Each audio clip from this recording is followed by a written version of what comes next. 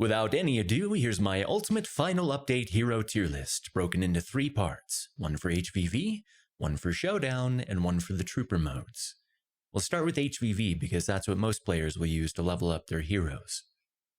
First though, keep in mind that no matter what tier they're placed in, any hero can be the very best pick in the right situation. Those in the lower tiers will just be more situational than ones ranked higher. We'll start off in D tier with Captain Phasmami. If you have a choke point to throw her droid down on, or are facing a team of blasters and have good cover to plink at them from, then Phasma can be an excellent pick. But in most cases, higher ranked heroes can do a better job.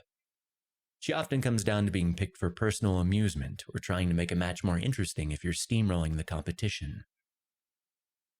At the bottom of C tier, we have Finn, who's best in wide open spaces, rather than the more confined maps in hero modes, unless you have a team of blasters to buff.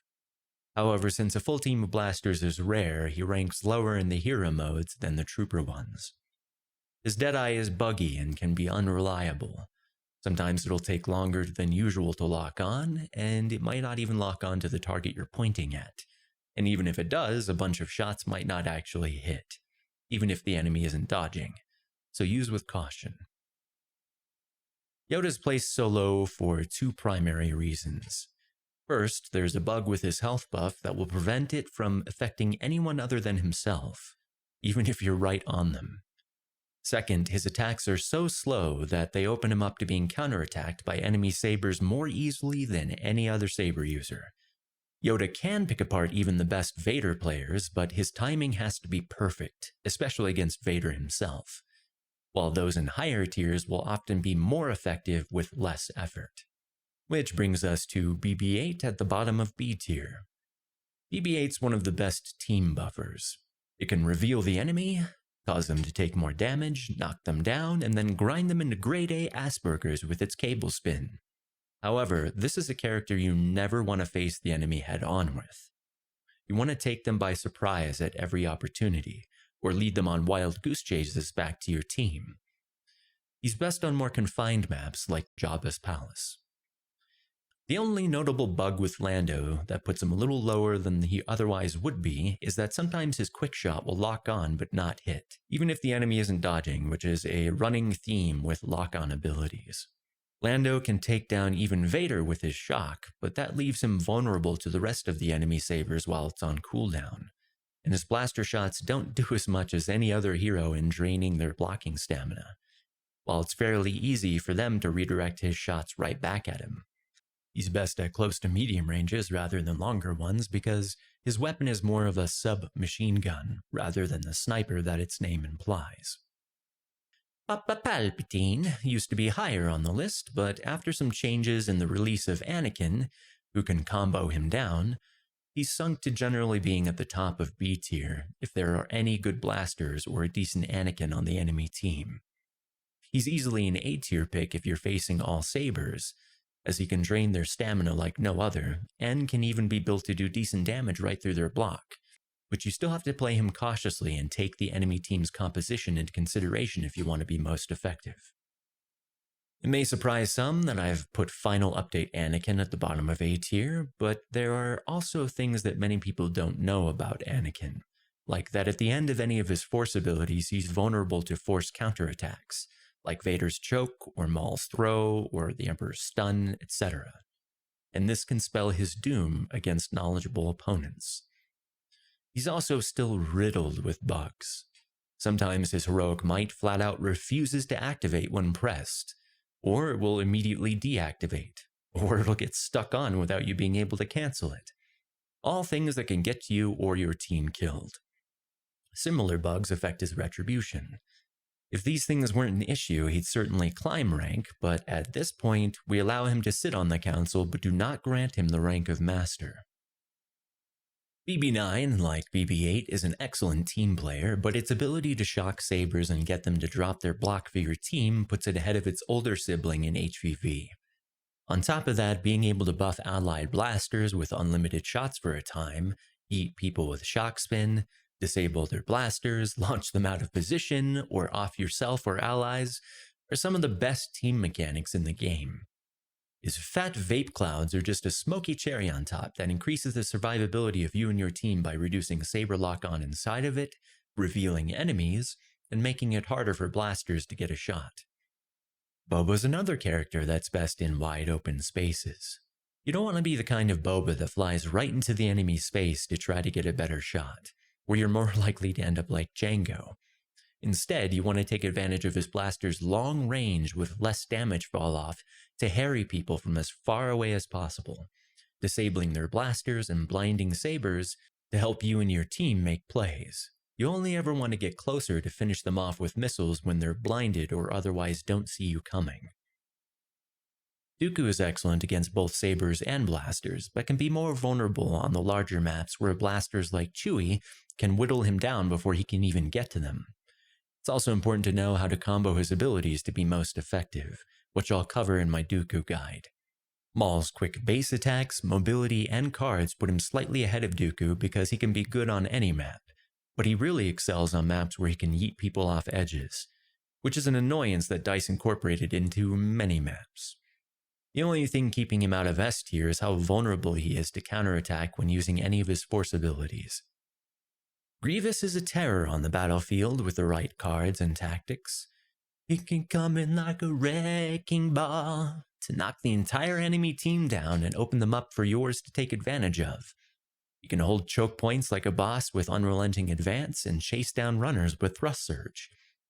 The only thing keeping him this low is that unrelenting advance is pretty relenting right after it activates, as blasters and sabers, including their powers, can go right through it until it fully spins up, and sabers can use abilities like Saber Dash to go through it even then to get behind you.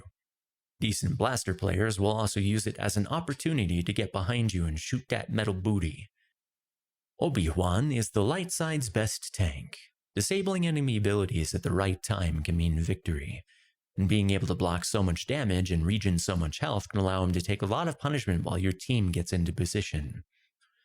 His defensive rush's ability to drain so much stamina and do good damage supports his maxim that the best defense is a swift and decisive offense.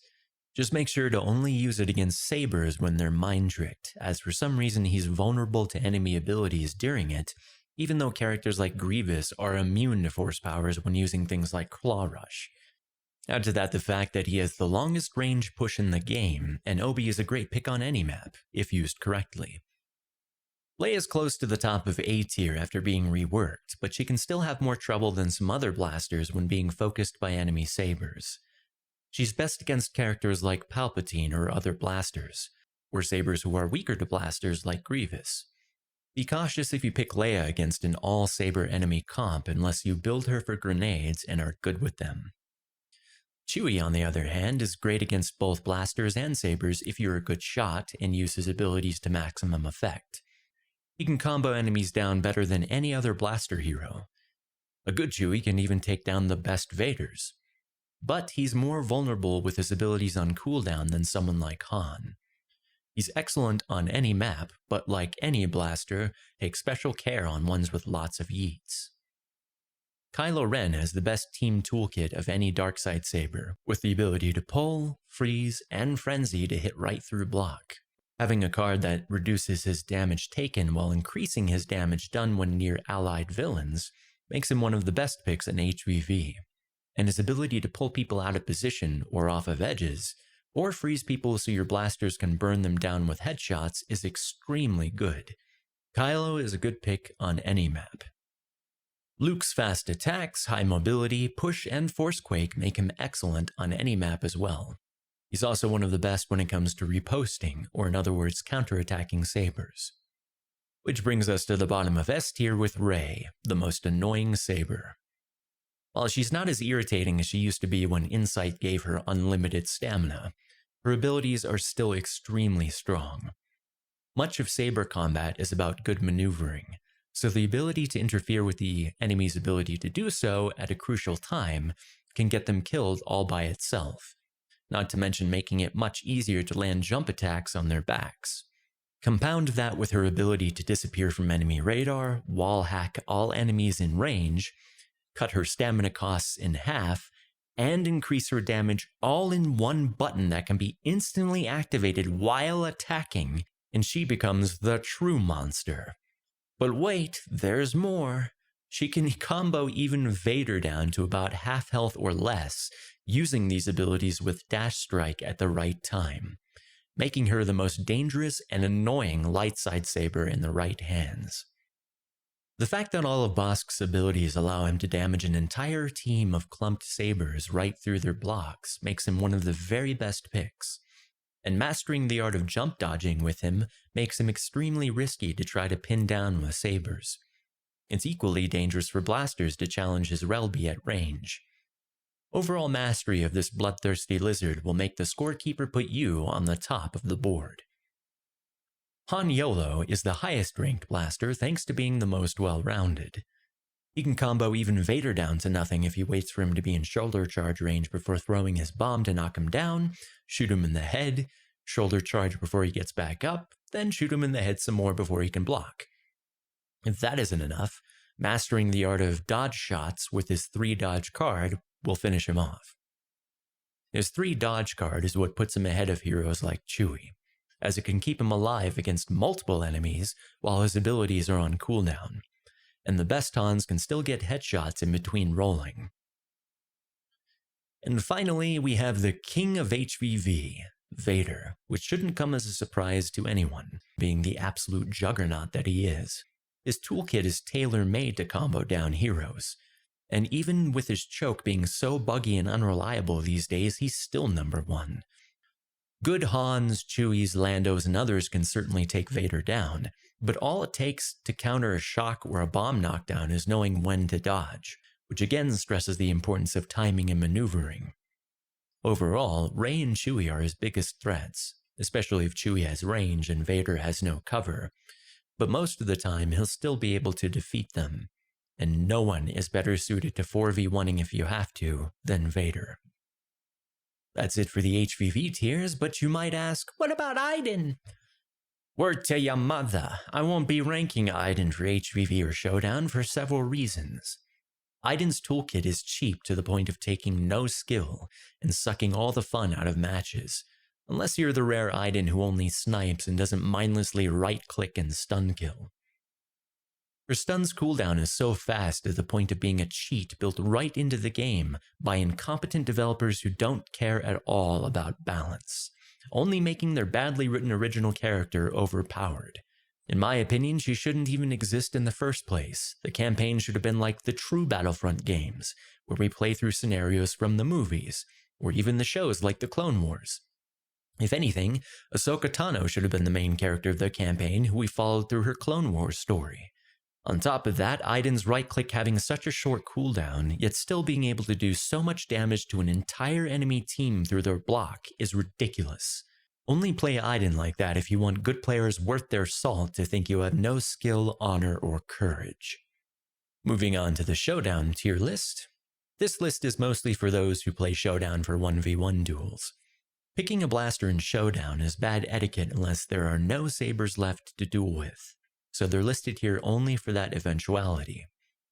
Boba isn't listed because picking him in this mode is bad form in the dueling community, as you'll often be facing sabers and that results in a needlessly tedious fight.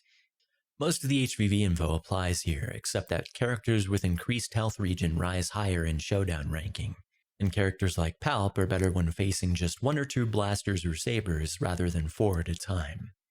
Yoda rises higher thanks to not having to worry about buffing anyone other than himself, and because the best Yodas can whittle even Vader down if they're careful and have perfect timing. The GA Supremacy tier list is pretty self-explanatory, except that Finn is solidly S tier when you need to hold a point, like the last phase of Naboo. Otherwise, he's an A. It also can't be stressed enough how useful Rey's ability to reveal the enemy is on any map, and both the BB Balls of Doom can be S tier when you need to take an objective quickly, but otherwise they're also A tier. Chewie can be great with the right cards, but overall you'll probably be better off picking higher tiered characters in most cases. You can pause this list to study at your leisure, and I'll answer any questions you may have in the comments below. And that's it for my ultimate final update hero tier list for every mode. Agree? Disagree? Let me know in the comments below. My next video is a comprehensive saber dueling tutorial, but it's not something I'm rushing out to get out by a certain date because I want it to be as good as it gets, so stay tuned for that. Don't forget to like if this helped, and sub and ring the notification bell to get informed about my future uploads. I'll be streaming tonight starting at 7 o'clock Eastern Time. Hope to see you there. Thanks for watching, and may the Force be with you.